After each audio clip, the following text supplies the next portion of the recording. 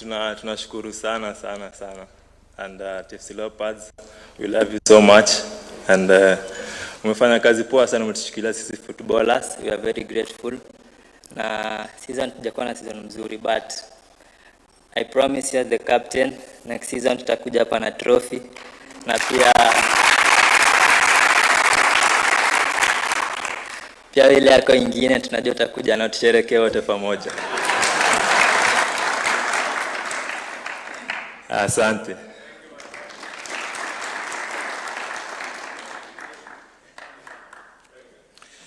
Your Excellency, allow me on behalf of the management to invite the Secretary General, Isaac Mulindi, to also just make some brief remarks. Tumpigie makofi tafadhali akija. Isaac, karibu.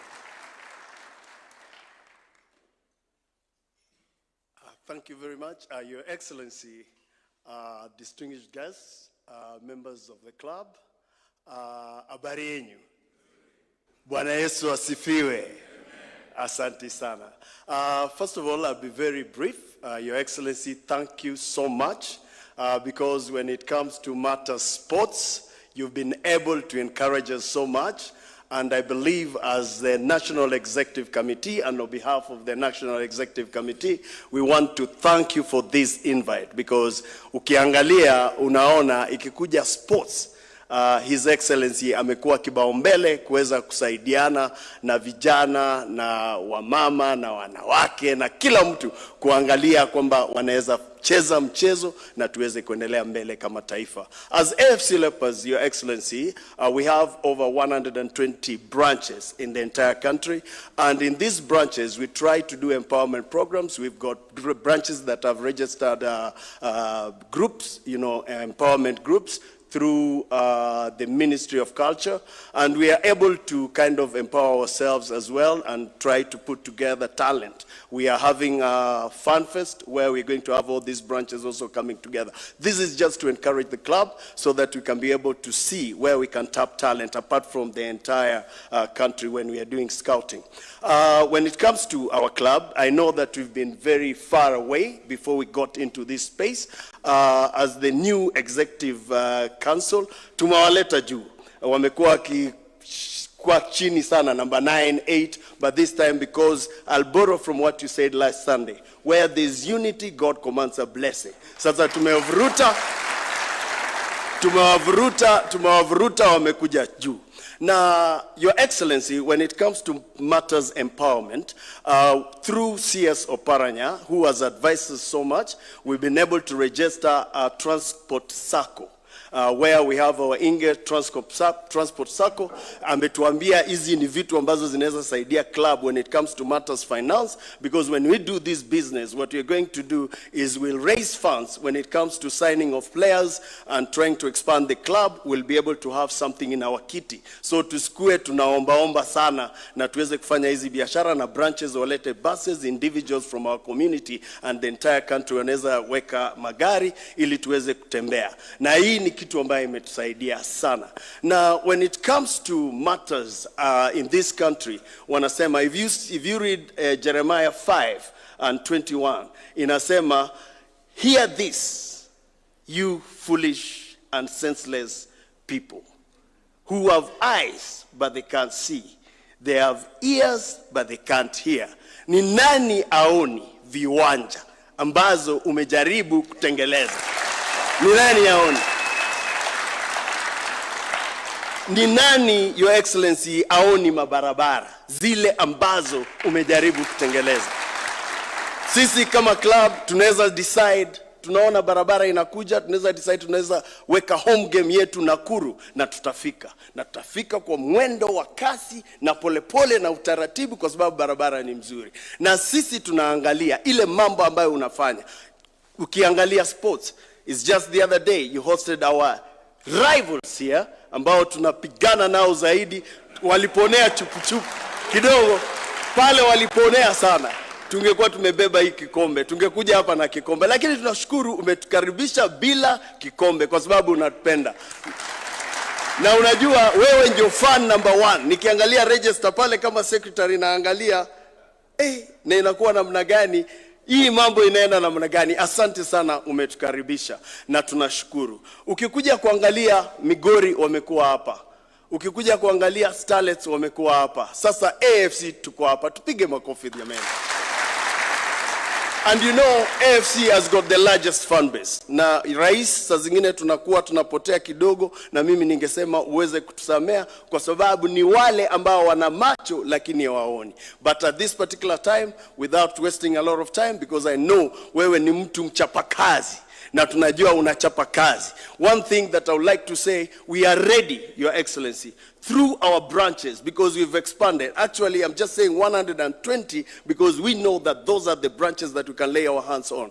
As we expand, we know, Your Excellency, through these branches, we'll be able to talk to our people so that they may see. We want a government that vouches for sports. We want a government that loves people who are doing something. At the end of the day, watapata kitu. Wewe mwenyewe umewa-encourage. Au watu wakitoka hapa waende huko nje, wanaenda wanapewa pesa mzuri, na ekonomi yetu ambayo ukiangalia vizuri, if you do your statistics, Your Excellency, the talent comes from 2 communities, unfortunately. Na hiyo lazima tutakubali. Iko Wajaluo na iko Waluya. Na hao watu wakiungana, Your Excellency, najua hata hapa mbele mambo itakuwa sawa sawa. Na tunajua, Your Excellency, iko mtu haiko hapo katikati. Mimi namuita Mr. Fixit na ni CS Oparanya. Oparanya, ukiingia kwa ofisi yake, anakuambia iko shida gani. Unamuelezea shida, anashika simu, anapiga. Ikishaisha anakuuliza, iko mambo ingine. Unafikiria, unasema iko nini nitaambia waziri. Lakini sasa, kwa sababu pia ni mchapakazi, tunamuacha. So with that I've said, I know the time is limited. God bless you so much, Your Excellency. Nimeshukuru kwa kukaribisha. Asante. Thank you, Bwana SG. Your Excellency, for a minute I thought he was a preacher. Ni kama alikuwa anahubiri na I was a bit worried when he said foolish. Kumbe ni wale hawaoni ndio anaita foolish. Thank you, Bwana SG. Your Excellency, the team would not have come this far without the professional body who support them financially. So on behalf of the professionals, briefly, to just speak, allow me to invite Wafula Wabuye to also make some brief remarks. Tumpigie makofi tafadhali akija. Karibu.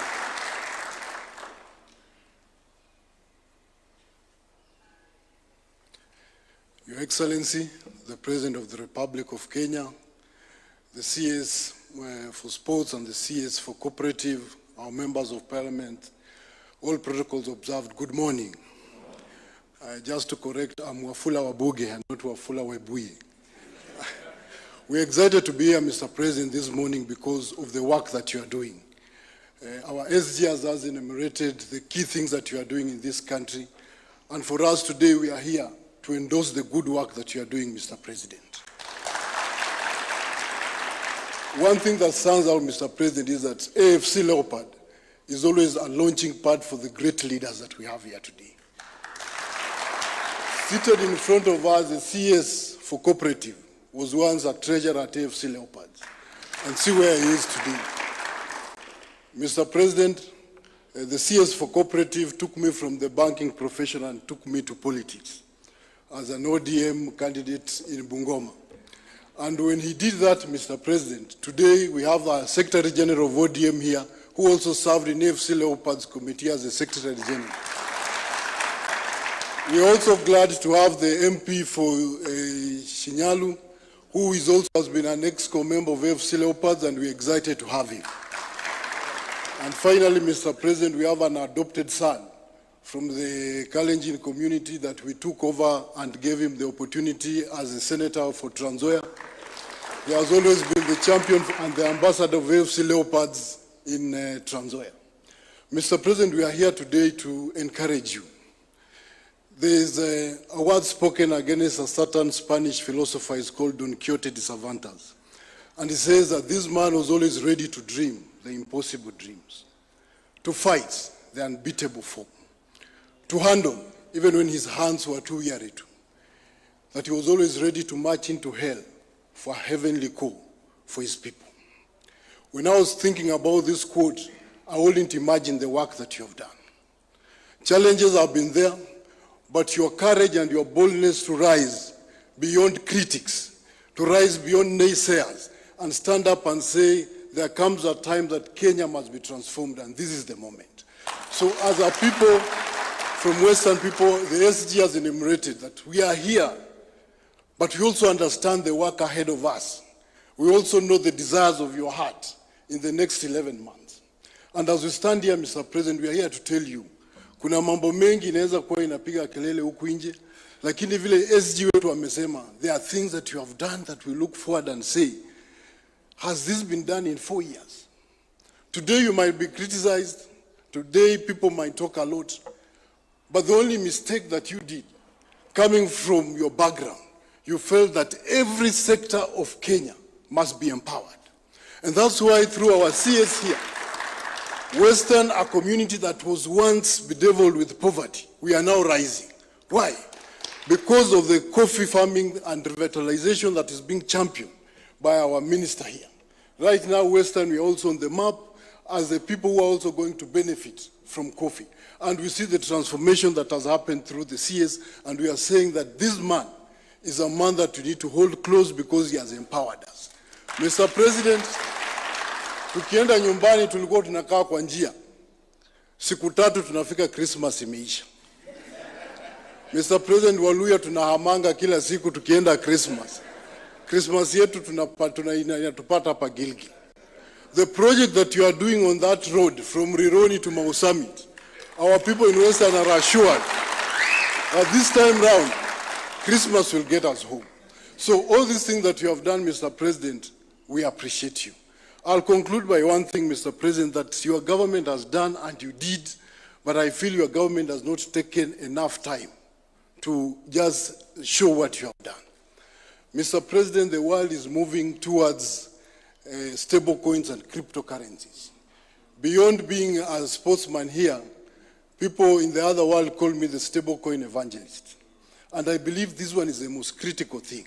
When the world was still grappling, the MICA law was passed. June last year, President Trump signed the Genius Act. 4th November last year, Mr. President, you signed the VASP bill in Kenya. A total transformation of how finances are going to happen. Mr. President, hawa watu waongelee hii kitu. We are the pace setters for Africa, and just as the M-Pesa did it, we are also the players within that industry also going to take it from where you did, and Kenya will be transformed as the Silicon Savannah of Africa once more and globally. Thank you, Mr. President. Na tukimalizia mambo ya siasa, Mr. President. Sisi Western tutakuwa nyuma yako. And the person who is going to hold us to come before you is none other than CS Oparanya. Mr. President, sisi tukirudi nyumbani pia sisi tunasema CS Oparanya pia ako kwa lineup ya kuwa considered deputy president seat. Watu wa Western tutapambana nayo. Asante sana, Mungu akubariki.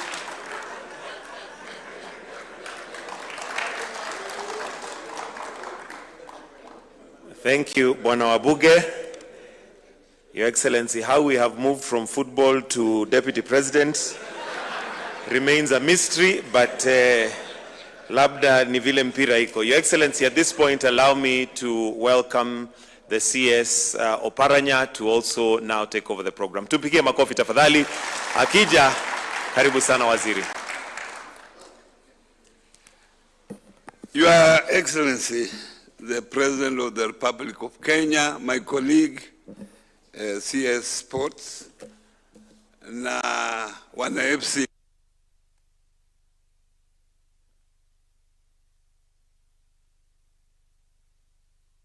Your Excellency, maybe you don't know my history, but politician because of this team. Hapa ndio mahali nilianza kujifunzia mambo ya siasa nikiwa kijana, and I was an official for 10 years until I became member of parliament for Butere constituency. So when this team came to see me, the officials came to see me, and they had few requests, and I thought those requests were beyond me. And that's why I came to you, talked to you, and you accepted to meet them. I'm very grateful for that. That being a PC person, you have spared this time to come and meet the AFC delegation. But within my midst also, I thought in politics there are also officials who are there, who are still supporting this team. And we have Mr. Shinali here, the MP for Ikolomani. When I was the vice chair, I was the treasurer, then I became vice chair of the team. He was the committee member that time. Small man, but good player also at that time.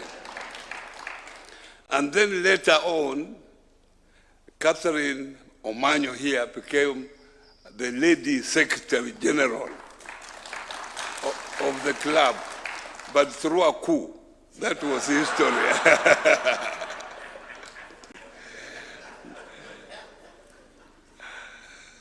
I never came here to ask for positions, but I came here because I'm a member of this club. I support this club, and I felt that what you have done for this country, we can work together through the structures of this club. We are working together with them for 2027. But those are issues that we cannot discuss here. Those are issues that I will discuss with you later. But they came to me with about 4 specific requests, which I thought that I can bring to your attention. First of all, this is the time for signing in new players. The next season starts next month, and every team has to prepare. So they needed support to sign in new players so that next season is a formidable team. Secondly, they requested that they need a sponsor, an extra sponsor. They have a sponsor, but because of the commitment of the sponsor, the sponsorship is not adequate. And they have the women's team, the ladies' team, they have the youth team that they are required to maintain through the season. So because of that, they have a huge shortfall that we cannot help them. So they need an extra sponsor that they need a huge support. Then the third one, they have a lease with the Kenya School for Deaf. It's a government school, and that's where they practice. And they thought that being a government institution, the government could improve that particular institution so that they have facilities that they can practice. Because at this moment, if they have to look for land to put infrastructure, that is a long term. But this could be a short term where they can practice and maybe have facility for camping when they have a match. Then lastly, we helped them. The third one, they have a lease agreement with with Kenya School for the Deaf. Now, this is a government institution. So they are requesting that you improve the playground there. You provide facilities on that school so that they can use it in current, so they can use it now for practicing and for their matches if it is improved.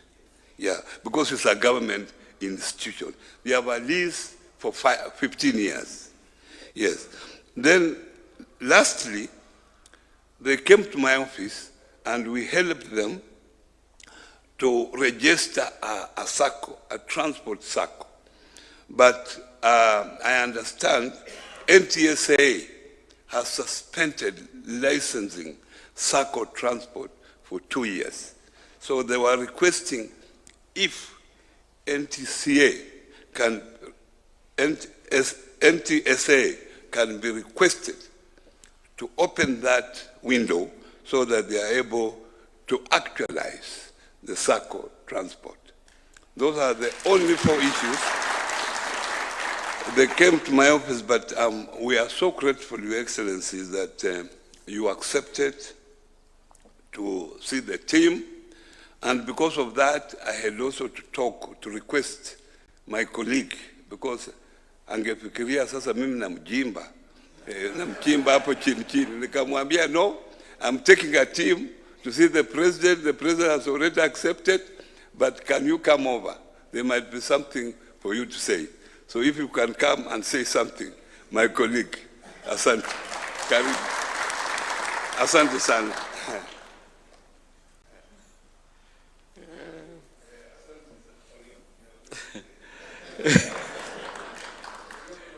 Your Excellency, Dr. William Samoei Ruto, President of the Republic of Kenya, my colleague C.S. Oparanya, the PSS here present, and members of Parliament, Afc Leopard management and team members, good morning.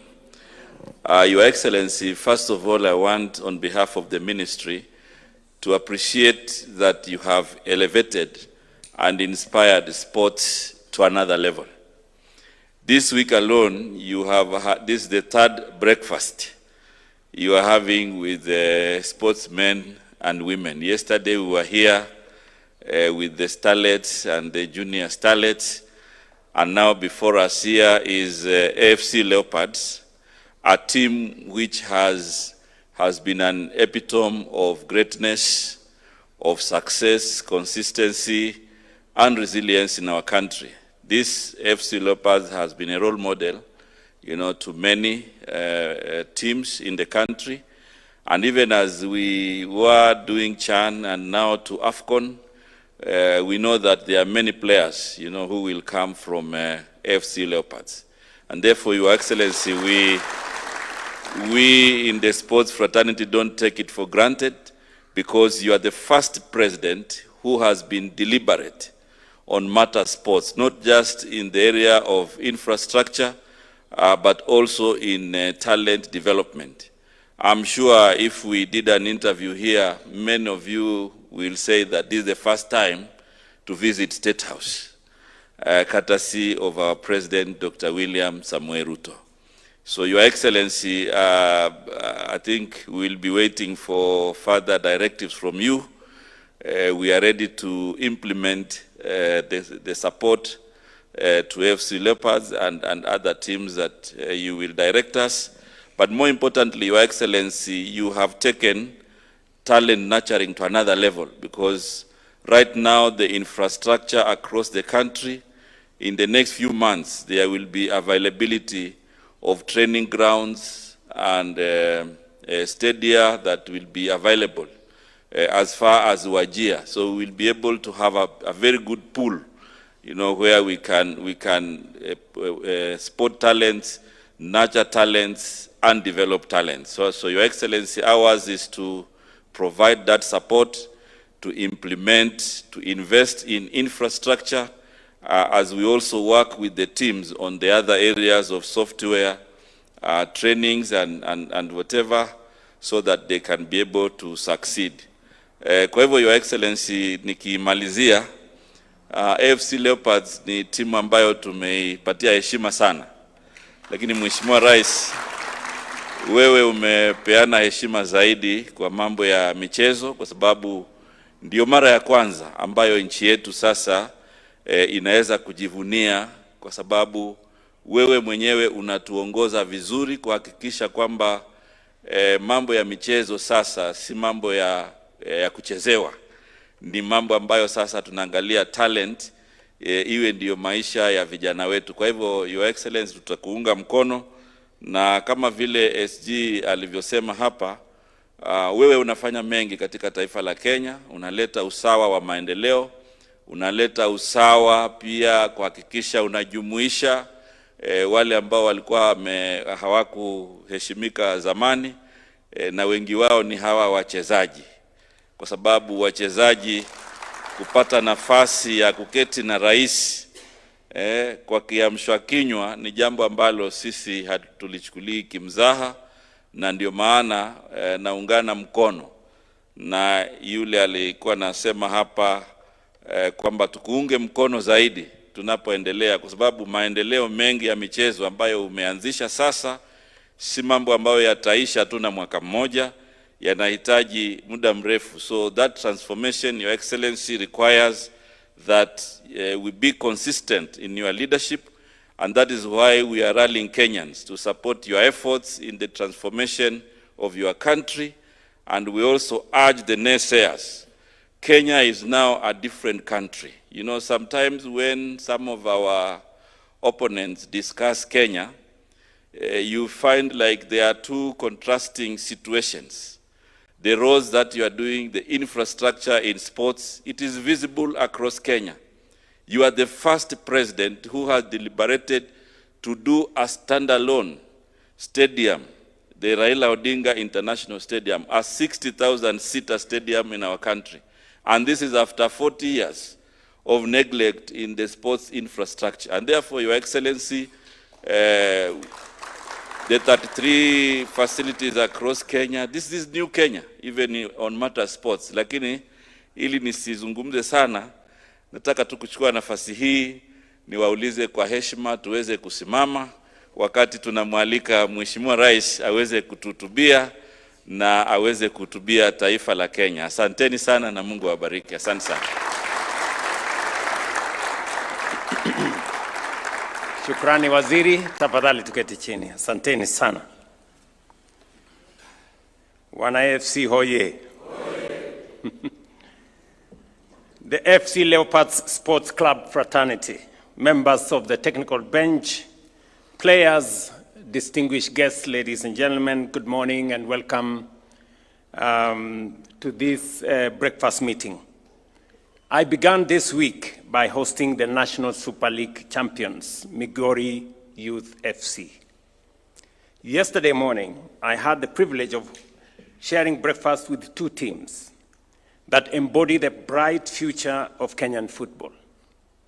The Harambee Starlets, who are preparing to represent us at the Women's Africa Club of Nations in Morocco, and the Junior Starlets, who recently made our nation proud by qualifying for the FIFA Under-17 Women's World Cup that will also be held in Morocco.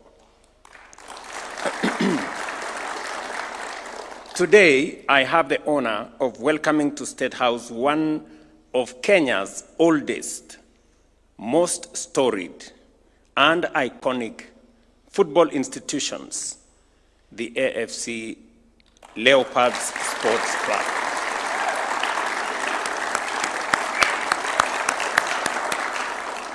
Karibuni sana.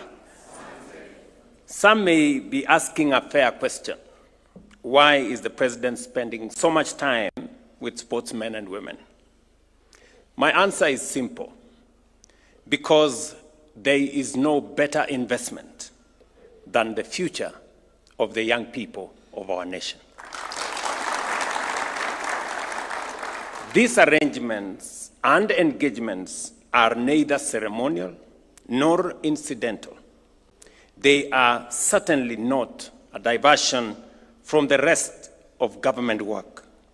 They are, and they form, a serious part of government work.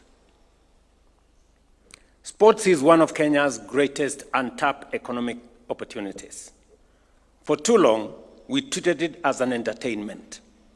We cheered, we celebrated, we went home. Countries that treat sports as a recreation produce athletes, but countries that treat sports as an industry, they create jobs, wealth, and global influence. Kenya has chosen the second path. We are not only going to enjoy sports and have athletes, whether they are footballers or they are marathoners or all the other people, but we have chosen the deliberate path that sports is going to be serious business. And that is how we are going to create opportunities for employment for our young people, create wealth, and also wield influence as a nation. It is the reason why we are hosting AFCON, and it's the reason why we are looking into a future where Kenya can be the place where global sports can be hosted. We no longer see sports merely as recreation. We see it as an employer, as enterprise, a platform for youth empowerment, a driver of national unity, and a serious pillar of the bottom-up economic transformation agenda. It is therefore fitting that today we celebrate one of the institutions that has helped shape Kenyan football for more than 6 decades. Few clubs seriously embody the history, spirit, and resilience of Kenyan football like Afc Leopards. Founded in 1964, through the coming together of several community clubs, Ingwe was built on a simple but enduring belief that unity creates strength. More than 6 decades later, that belief still inspires millions of supporters across Kenya. 12 league champions, 10 domestic cup titles, and 5 Sekava crowns have earned Afc Leopards its place among Africa's greatest football institutions. Those achievements were made possible by generations of remarkable footballers, of course, like Joe Kadenge, Wilberforce Mulam, Mohamed Abbas, Joe Masiga, and many others whose brilliance inspired countless young Kenyans to believe that talent, discipline, and teamwork could transform lives. Yet your story, like that of every great institution, has not been a straight line. There were years of financial strain, administrative setbacks, coups, as has been said, and seasons when success seemed very distant. I remember on one occasion, I was invited to Crown Hotel to raise funds for this great institution. And it wasn't very well organized, and therefore we didn't succeed. So I understand that there's been up and downs, but I am very happy that you are a very resilient club. Because institutions are not defined solely by absence of adversity. They are defined by their ability to recover. This season, by finishing runner-up in the FKF Premier League, you proved that recovery is exactly what is underway for this great football club. Vile SG amesema, vile captain amesema, kwamba mulikuwa pale namba 8, 9 hapo nyuma, mumeipandisha na mumesema kikombe mtakuwa nayo next year. Ama this season. Hii season inaanza. Very good. I congratulate your players, your technical bench, your management, and your local supporters for restoring Ingwe to its rightful place among Kenya's football elite. That is where you belong. But do not stop there. I challenge you to aim even higher, not merely to reclaim the FKF Premier League title, but to become a force once again on the African continent. Because every Kenyan club that succeeds internationally inspires our young people, strengthens our national brand, and grows our sports economy. Our challenge to AFC Leopards is matched by a responsibility we have placed upon ourselves as government. We are determined to create an environment in which Kenyan sport can realize its full economic potential. That is why we are investing simultaneously in infrastructure and in talent. The Raila Odinga Talanta Stadium is nearing completion, while modern stadia are rising across Kenya, not only as venues for competition, but also as centers of enterprise, innovation, and community development. At the same time, we are strengthening the talent pipeline. And before I go there, we will not only have a pitch, and Minister Mvurya has said, Talanta Raila Odinga Stadium is a football-only stadium. The first football-only stadium. There is no running track there. But then behind it, we're going to have many other facilities. We're going to have a gym. We're going to have many other commercial spaces that is going to support the sports economy. And we are not only doing that in the stadium at Raila Odinga Talanta Stadium. We are going to be doing it in every stadium around Kenya. It is not going to be just a place for competition. There will be built into the stadium meeting rooms, commercial spaces, restaurants, ICT hubs, and many other creative economy spaces, studios for young people around the stadium, so that the stadium is not just a place for competition, it is going to be a place for youth empowerment, for the creative economy, for commercial activity, and to promote enterprise. I was in Azerbaijan about 2 months ago, and I met the president of Azerbaijan in a meeting room at the stadium in Azerbaijan. So the stadium is not just a place to play football. It is also a place where you can do many other things. And that is what we are going to do with the stadia that we are building around Kenya. They are not only, because I hear many people ask me, what are you going to do with 32 stadia around Kenya? First, my answer is, we have millions of young people around Kenya who have use for the stadia. We have great talent that is currently untapped around Kenya because there are no spaces for young people for them to develop their talent. Those are the spaces we are providing for them. And they are not restricted to any part of Kenya. It mustn't be in the big cities alone. That is why we have stadia in Mandera. We're going to have stadia in Wajir. We're going to have stadia in Kwale. We have stadia in Busia. We will have stadia in every part of Kenya to the extent that we can develop.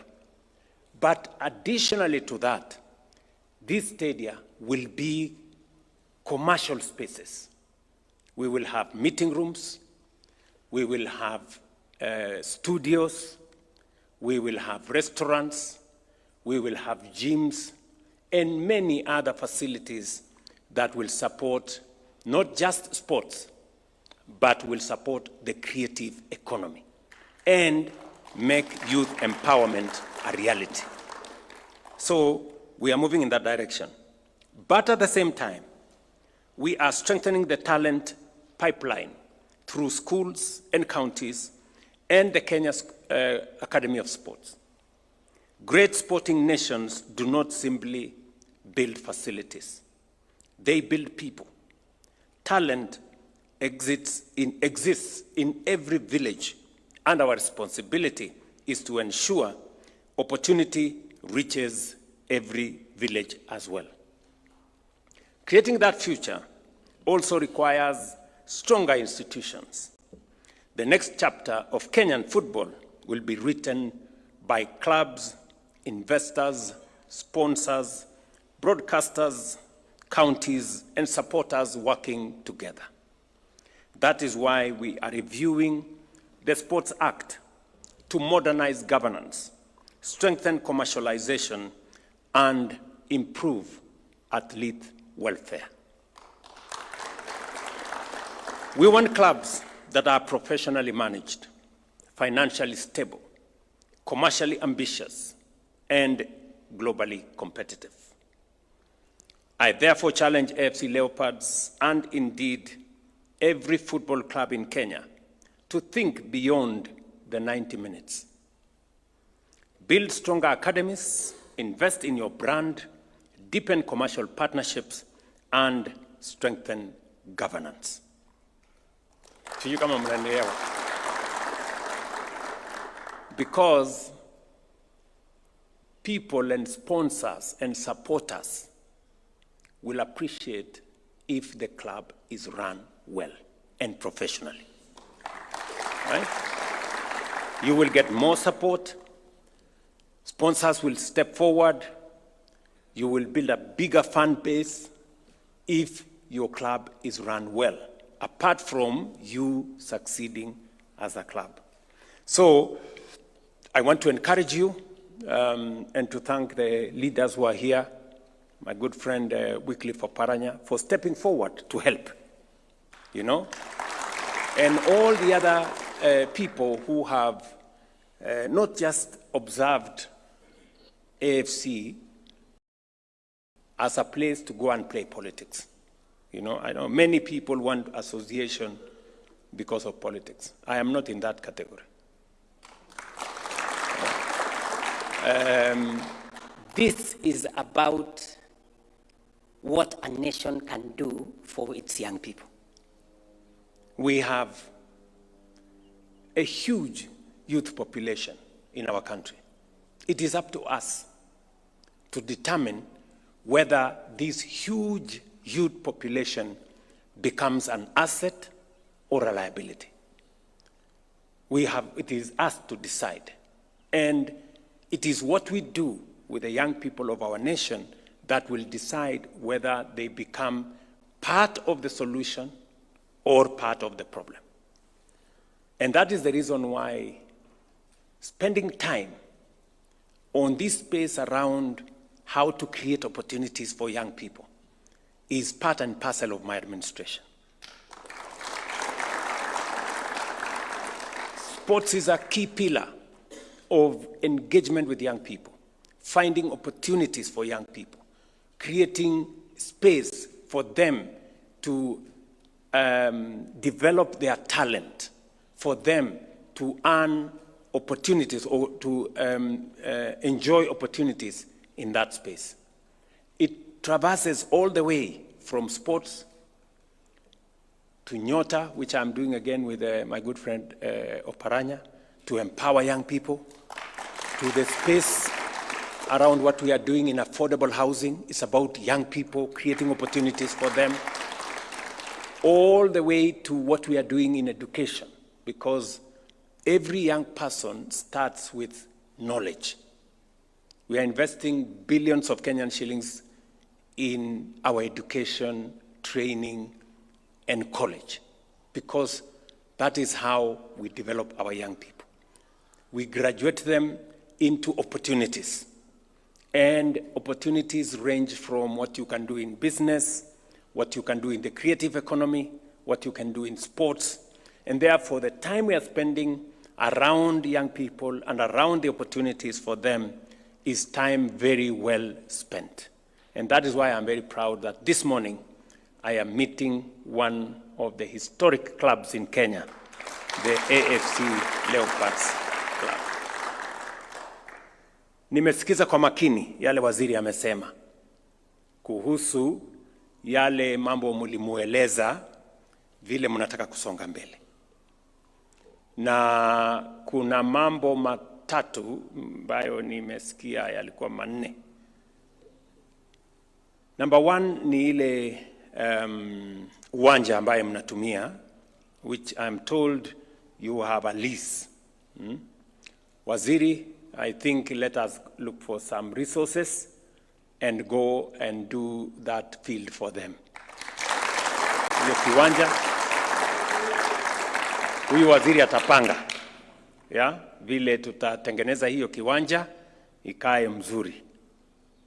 And I will want waziri instruct your team to go and look at some small design. We see how we can help these good people. Because mnasema mko na lease ya 15 years. Very good. So you have a bit of time there. So we will develop the field for you. Waziri, take it up. Mumeniuliza pia kuhusu maneno ya you're entering into a new season, and therefore you need to sign in maybe more players from different places, and you may need some resources to do that. So sijui nitawapanga namna gani, lakini nitafanya kitu. Wale nyinyi ni watu wa Nairobi, mnajua kuweka mawe. Unasema tuweke mawe, si ndio? So our players, bwana wakubwa, I think our bwana chairman na coach na SG, our players, mimi nitafanya hivi. Mimi nitawapatia milioni 10. Lakini kwa hiyo milioni 10, our players wapate milioni 5, wajipange hapo.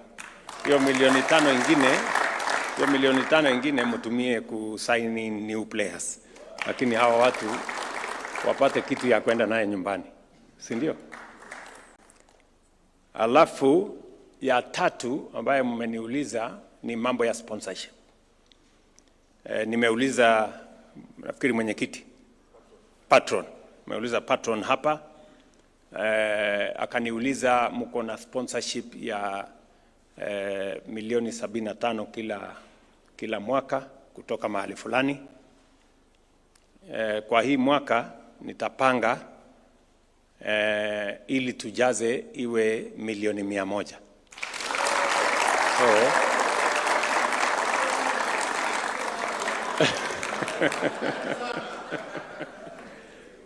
So nitatafuta vile hiyo milioni 25 itaongezwa ndio ijae 100 million kusaidia team. Sawa sawa. Kwa hivyo hapo nitapangeko.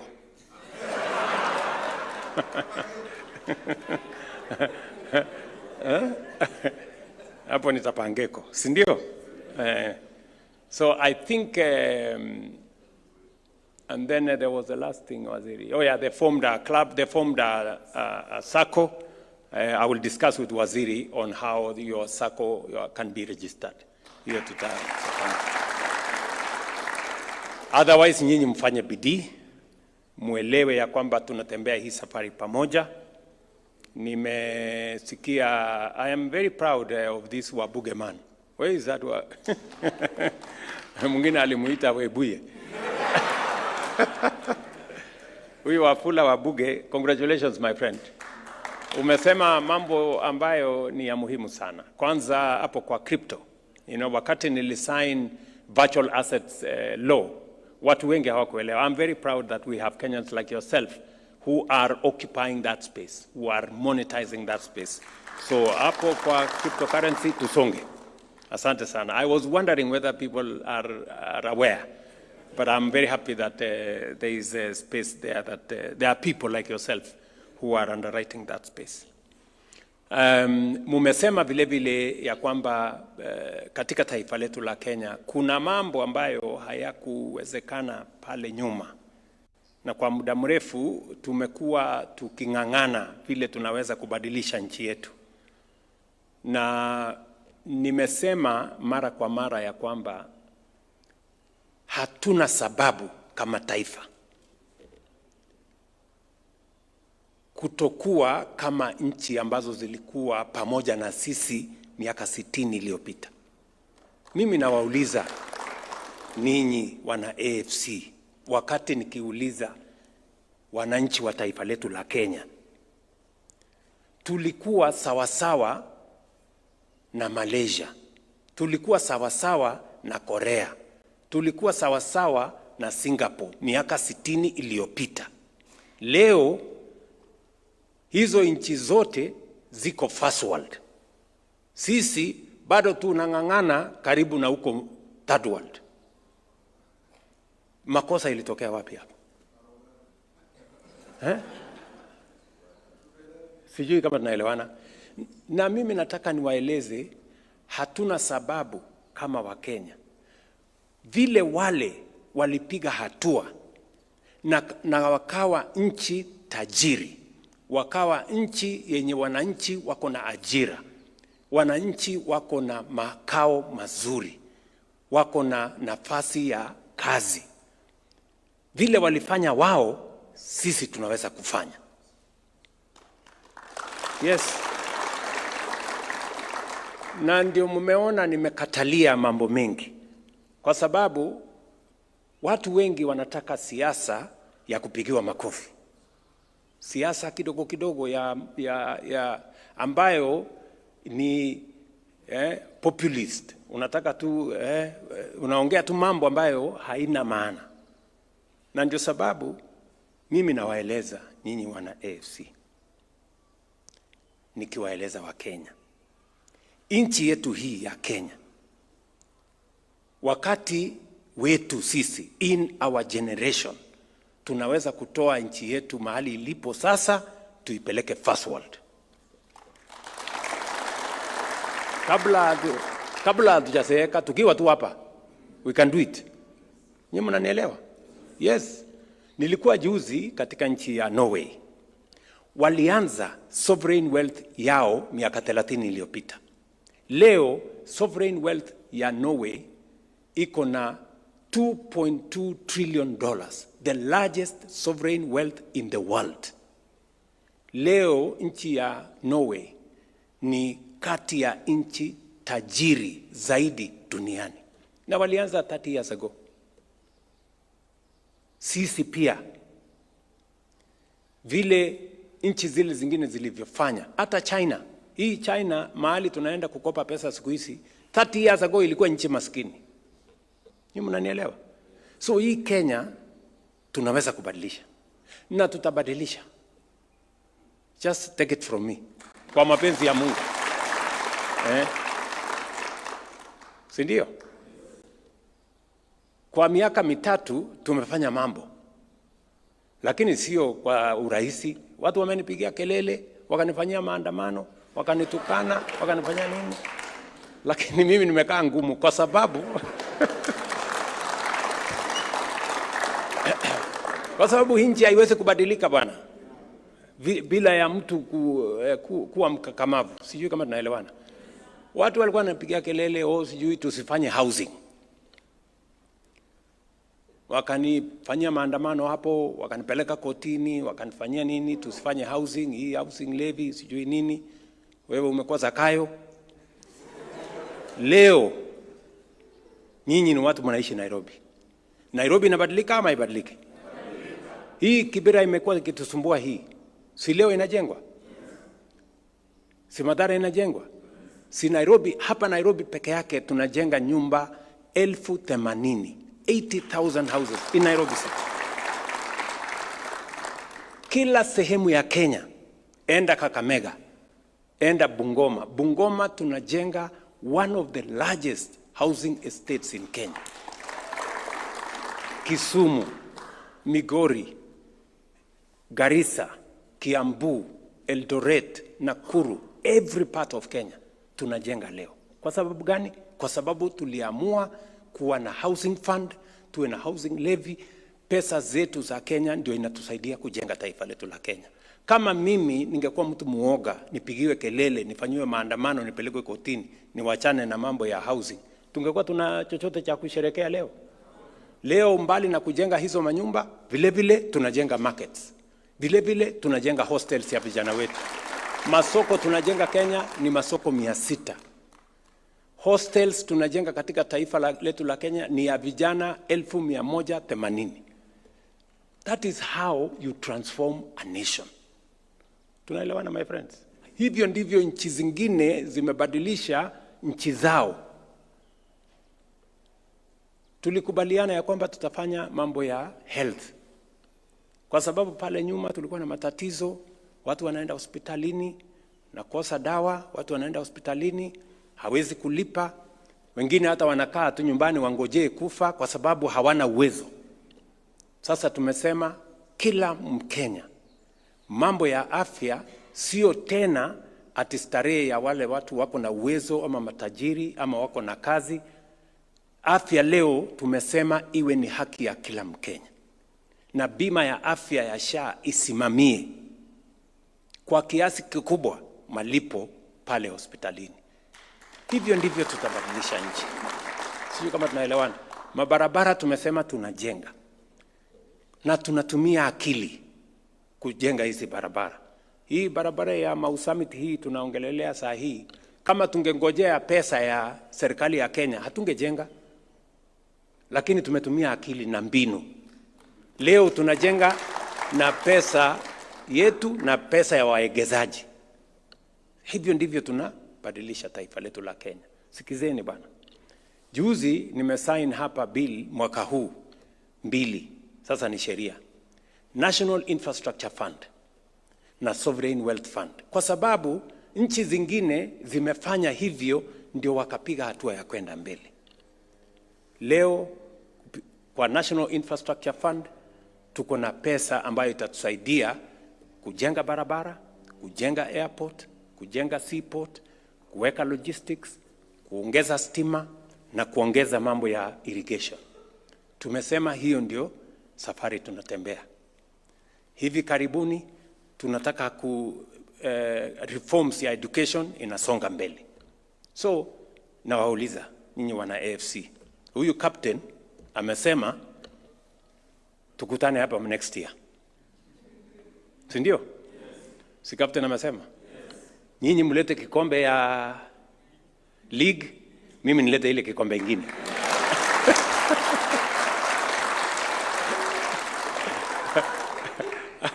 Ama alisemaje huyu captain? So nyinyi mtangangana, mulete hiyo ya league. Mimi nataka niwaambie hata hii ingine nitangangana tukutane.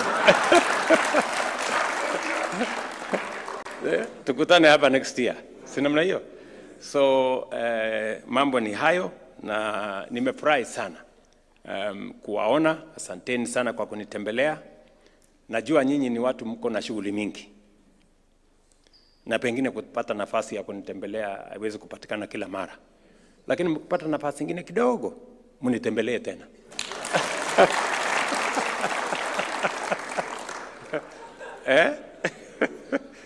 Si ndio? Mtajaribu? Mkipata toka nafasi kidogo. Najua mko busy lakini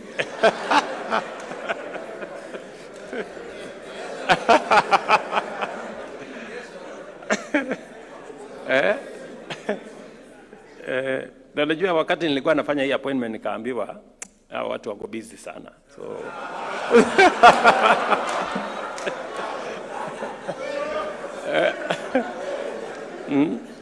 mashughuli ni mingi. So otherwise mimi nimefurahi sana kuwaona. Vile mumesema tushirikiane na tufanye kazi kwa pamoja. Maneno ya kupanga huko mbele tutapangana.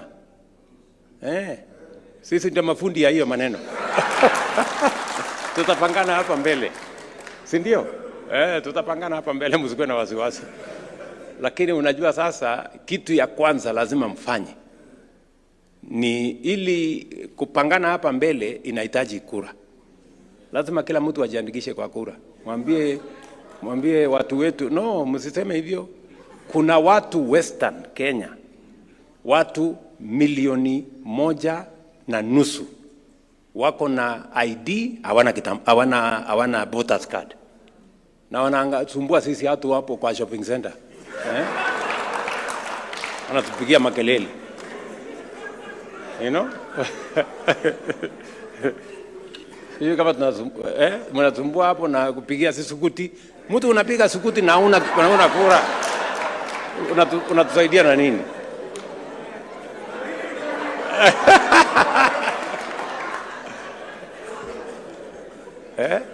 Sijui kama tunaelewana. So nimekubaliana na hawa dosi. Nimeongea na Mheshimiwa Paranya, nimeongea na Mheshimiwa Musalia, nimeongea na speaker wetu, nimeongea na governors wetu wote. Nimewaambia safari hii tunataka kila mtu ajiandikishe kama mpigaji kura. Yes.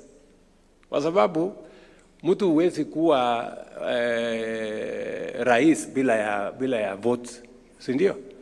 So mjipange hapo. Na niko tayari ni tupangane. Mkipanga kura mzuri, alafu tupange mbele. Si ndio? Shauri yenu.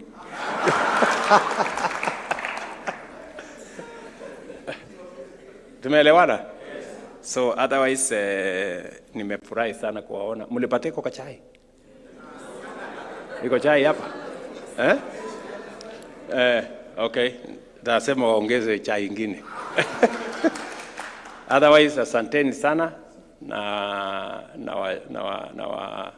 na watakia heri wakati mnaenda kupanga mambo ya kwenda mbele. Waziri anajua vile atafanya, na hiyo ingine Mungu atatujalia ndio tuweze kufaulu.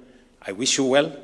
Once again, congratulations AFC Leopards for an outstanding season. May Ingwe continue forever. Asante sana. Haya basi, tujaze makofi tafadhali kwa rais. Thank you, Your Excellency. Your Excellency, there is a jersey that they would like to present to you before we go to the photos. Tafadhali tuketi dakika moja ili wapiga picha waweze kupata hiyo picha. Naomba jezi iletwe ili Captain, you can come and present it together with the two CSs. Kindly come to present the jersey to His Excellency, jersey ya Ingwe.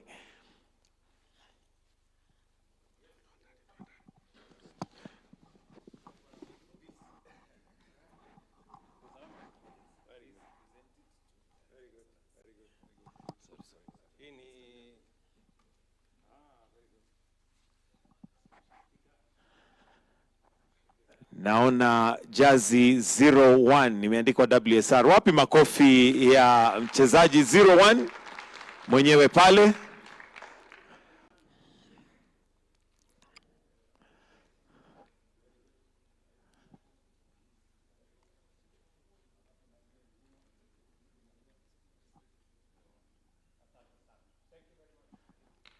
Wonderful.